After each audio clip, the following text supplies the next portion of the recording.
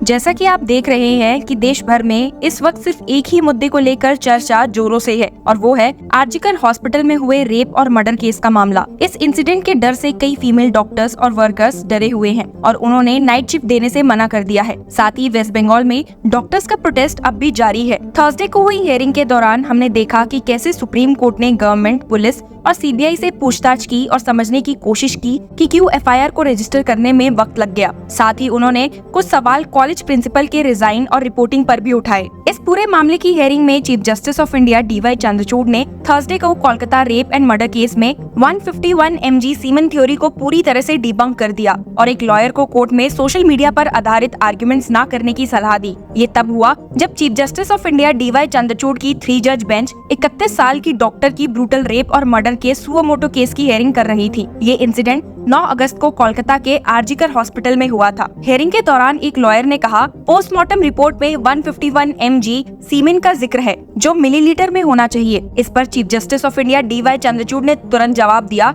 इस बात को कंफ्यूज मत कीजिए। सोशल मीडिया पर पड़ी हुई बातों को कोर्ट में लीगल आर्गुमेंट्स बनाकर मत लाइए। हमारे पास पोस्टमार्टम रिपोर्ट का एग्जैक्ट वर्जन है और हमें पता है कि ये 151 किस चीज को रेफर करता है। सोशल मीडिया पर जो कुछ भी हम पढ़ते हैं उसे लीगल आर्गुमेंट्स मत बनाइए। सुप्रीम कोर्ट ने कोलकाता पुलिस को काफी तेज क्रिटिसाइज किया और कहा कि आरजीकर हॉस्पिटल में रेप एंड मर्डर केस में महिला डॉक्टर के केस को रजिस्टर करने में बहुत ज्यादा चिंताजनक देरी उनके काम पर सवाल उठाती है। बेंच, जिसे chief justice of India D Y Chandrachud, justice JB Pardiwala और जस्टिस मनोज मिश्रा हेड कर रहे थे, उन्होंने एफआईआर फाइल करने में 14 घंटे की देरी पर सवाल उठाया और इसका कारण पूछा। सुप्रीम कोर्ट ने प्रोसीजरल फॉर्मेलिटीज के सीक्वेंस और टाइमिंग को भी स्क्रूटनाइज किया। बेंच ने कहा कि आरजीकर मेडिकल कॉलेज के प्रिंसिपल के साथ कौन टच में था, एफआईआर में देरी क्यों हुई, इसका पर्पस क्या था। सुप्रीम कोर्ट अब तक कई पिटीशन सुन चुका है जो कोलकाता के स्टेट रन हॉस्पिटल में एक पोस्ट ग्रेजुएट ट्रेनी डॉक्टर के रेप और मर्डर केस से जुड़ी हुई है। विक्टिम की मेडिकल एग्जामिनेशन ने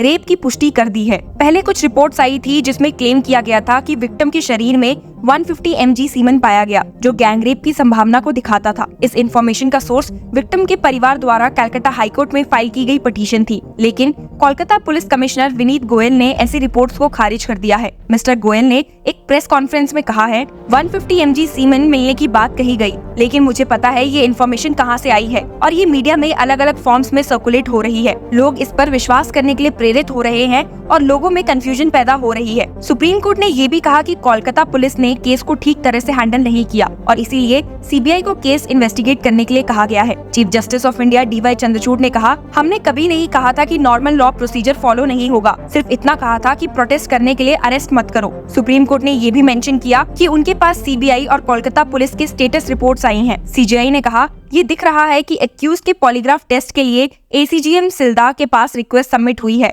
और ये प्रोसेस में है। एसीजीएम सिल्दा को इस एप्लीकेशन पर ऑर्डर 23 अगस्त 2024 के 5 बजे तक पास करना चाहिए। आपको बता दूं कि एक्यूज के पॉलीग्राफ टेस्ट को करवाने की भी परमिशन अब दी जा चुकी है। ये भी ध्यान देने वाली बात है कि सुप्रीम कोर्ट ने हियरिंग के दौरान ये भी कहा कि डॉक्टर्स और दूसरे स्टेक होल्डर्स के बिहाफ पर काउंसिल्स ने भाग लिया है। चीफ जस्टिस ऑफ इंडिया ने कहा कि अर्लियर जब नेशनल टास्क फोर्स बनाया गया था तब ये डिसाइड किया गया था कि एनटीएफ सब स्टेक होल्डर्स से कंसल्ट करेगा और हम उम्मीद करते हैं कि जो लोग अफेक्टेड होंगे उन्हें सुना जाएगा और जो लोग मेडिकल प्रोफेशनल्स के लिए सेफ वर्क प्लेसेस मेंटेन करने के जिम्मेदार हैं उनसे जिम्मेदारी निभाने की बात की जाएगी। थर्सडे को अपनी हियरिंग को कंक्लूड करते हुए सुप्रीम कोर्ट ने यूनियन मिनिस्ट्री ऑफ हेल्थ के सेक्रेटरी को निर्देश दिया कि मिनिस्ट्री की वेबसाइट पर एक पोर्टल खोला जाए जहां स्टेक होल्डर्स अपने सजेशंस कमेटी के सामने रख सके। सीनियर एडवोकेट करुणा नंदी ने कहा, if the doctors can be protected from backlash. इस पर चीफ जस्टिस ऑफ इंडिया ने जवाब दिया, डॉक्टर्स अपने काम पर वापस लौट जाएं और फिर हमें बताइए कि क्या हो रहा है। चीफ जस्टिस ऑफ इंडिया ने कहा कि कुछ डॉक्टर्स को लेकर एप्रीहेंशन है कि उनके खिलाफ पास प्रोटेस्ट के लिए एक्शन लिया जा रहा है, पर चीफ जस्टिस ऑफ इंडिया ने एश्योर करते हुए कहा कि हमें ये आश्वासन मिला है कि डॉक्टर्स वापस काम पर लौटेंगे और आज के ऑर्डर के बाद जब डॉक्टर्स अपने काम पर वापस आएंगे तो उनके खिलाफ कोई कोएरेसिव एक्शन नहीं लिया जाएगा। जो भी प्रोटेस्ट आज के ऑर्डर के पहले हुआ है उसके लिए उनके खिलाफ कोई एडवर्स एक्शन नहीं लिया जाएगा।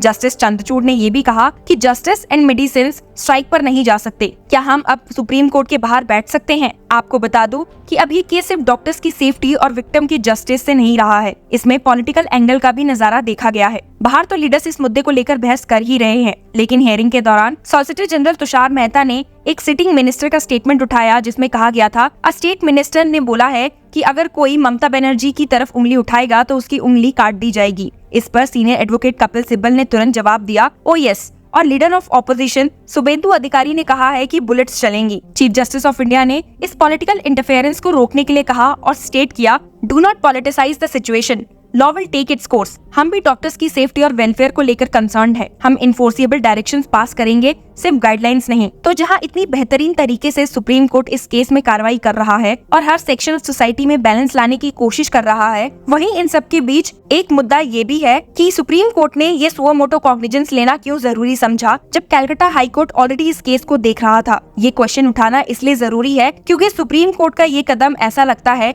जैसे अपने आप को इस नेशनल मूवमेंट का हिस्सा बनाना चाह रहा हो, जबकि ये पहले से कैलकाटा हाई कोर्ट के अंडर था। सुप्रीम कोर्ट का ये कहना कि हमें सुओ मोटो कॉग्निजेंस इसलिए लिया क्योंकि ये सिर्फ कोलकाता हॉस्पिटल में एक हॉरिफिक मर्डर का केस नहीं है, बल्कि ये डॉक्टर्स की सेफ्टी के सिस्टमैटिक इशू के बारे में है। अपनी जगह ठीक है, लेकिन ये सवाल अब भी अपनी जगह है कि क्या ये डॉक्टर्स की सेफ्टी का इशू था या फिर वुमेन की सेफ्टी का ओवरऑल इशू था। वुमेन और गर्ल्स सेफ्टी के मामले में जो भी एग्जाम्पल्स हम देख रहे हैं, बीट हॉस्पिटल, स्कूल, स्ट्रीट या फिर विलेज, हर जगह ये इशू प्रेजेंट है। सुप्रीम कोर्ट ने कहा, we can not wait for another rape for things to change. ये बात बिल्कुल ठीक है, लेकिन क्वेश्चन ये है कि क्या सुओ मोटो कॉग्निजेंस लेना इस प्रॉब्लम का सही सॉल्यूशन था। क्रिटिक्स का कहना है कि जब सुओ मोटो कॉग्निजेंस की बात आती है तो सुप्रीम कोर्ट को अपनी ड्यूटी को सेफगार्ड करने का ध्यान रखना चाहिए। ये जरूरी है कि कोर्ट अपने आप ही एक्शन ले जब स्टेट कॉन्स्टिट्यूशनल ऑर्डर को वायलेट कर रहा हो या फिर इनएक्टिव हो, जब लोगों के राइट्स छीन रहे हो। लेकिन ये भी जरूरी है कि कोर्ट इस टेम्पटेशन से बचे कि वो नेशनल मूवमेंट का हिस्सा बनने के लिए ऐसा कदम उठाए जो जरूरी नहीं है। सुओ मोटो कॉग्निजेंस का जूरिस्प्रूडेंस कॉम्प्रोमाइज नहीं होना चाहिए। क्रिटिक्स मानते हैं कि इस मेन केस में सुप्रीम कोर्ट का कदम न सिर्फ कैलकाटा हाई कोर्ट के एफर्ट्स को अंडरमाइन करता है, बल्कि सुओ मोटो जुरिसडिक्शन के कॉन्सेप्ट को भी वीकन करता है। कोर्ट को अपनी रिस्पॉन्सिबिलिटी को समझना होगा और वही एक्शन लेना होगा जो रियली जरूरी हो, ना कि जो बस दिखावा हो। तो क्या आपकी नजर में भी क्रिटिक्स का ये व्यू पॉइंट सही है, या फिर आप सुप्रीम कोर्ट के सुओ मोटो एक्शन लेने से खुश हैं और इस केस में कुछ पॉजिटिव डिसीजन की उम्मीद करते हैं? Share your views with us and keep following Law Chakra for more such news and legal updates.